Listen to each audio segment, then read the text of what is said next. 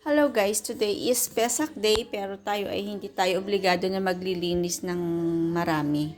So kung ano lang yung kaya natin linisan, yun lang yung gagawin natin. So eto, naayos ko na to. Yung lagi ko lang ginagamit ang ating aayusin kasi lalo't may sakit si Lola. So yan yung ating hindi tayo katulad sa ibang bahay na talagang baliktarin yung kanilang